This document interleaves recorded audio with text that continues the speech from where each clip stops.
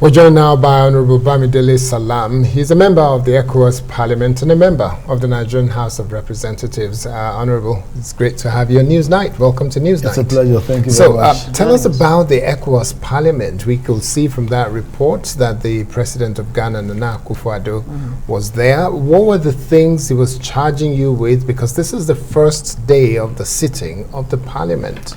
Okay, what we're having is the first ordinary session of the Parliament for the year 2021.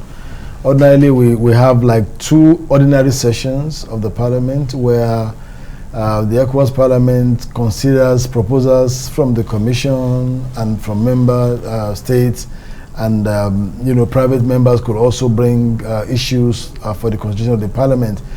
Now, the Ghanaian president came as the present head of the Ecowas government, and from the speech he presented today, a very insightful speech. He did it with so much passion. He enumerated quite a number of things that he feels Parliament should be concerned with going forward, one of which is the process of full democratization of institutions of government in Africa. He spoke about the challenge that we currently have with Mali, where there's a subversion of democratic rule. He also spoke about the need to enhance greater economic integration amongst member states through free movement of goods and services. Of course, there are issues around that which he also identified, which mainly are issues of security. Yes, the ECOWAS protocol and various treaties encourage that there should be very limited, if at all there is a need be, restriction of movement. There should be free movement of people. But again, there are issues around people bringing in weapons, arms and ammunition, drugs, and some other illicit activities around the borders. He also spoke about the need for the Parliament itself to transit from from the present composition, which is from national parliaments, to having universal adult suffrage, where elections are held directly to elect members of the ECOWAS Parliament. And of course, he spoke about the COVID-19 pandemic, the response of the community to that, the response of individual nations to that, and the major gap that we have in supply of vaccines to most of the countries in the West African sub-region. Now, like I said, it's a whole lot of issues that he brought up in that like 20 minutes address. He spoke with so much passion, and I think he has set an agenda for this session. Very wide-ranging issues there, definitely. But one, cannot deny the fact that security really is the issue right now. And the ECOWAS protocol you talk about, a lot of people, especially as it affects Nigeria, say that it does not really, favor Nigeria. That at the end of the day, Nigeria is at the receiving end, the wrong end of that particular protocol on free, movement of persons and all of that. But how can, of course, 70% of the small and light weapons in West Africa, about over 500,000, are in Nigeria. What exactly are the, practical things that will be put in place to check that?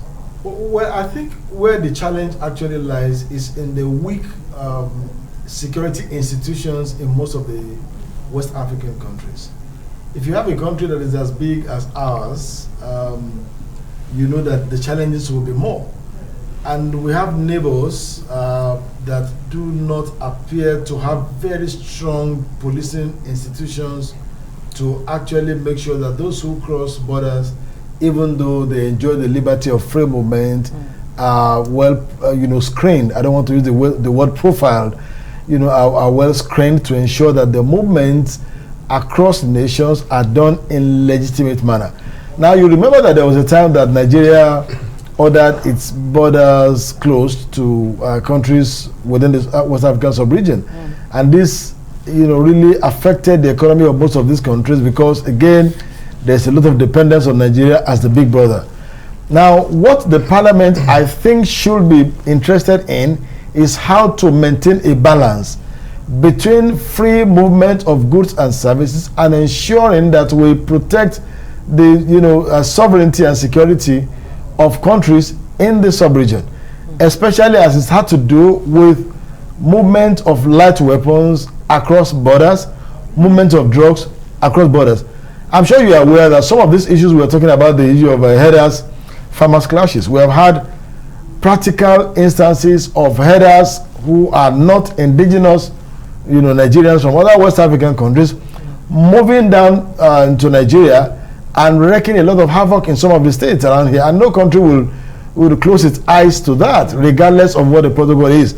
Now, on the issue of how favorable some of these treaties and protocols are to Nigeria, I think it depends on how we look at it. Okay. Now, ours is the biggest market.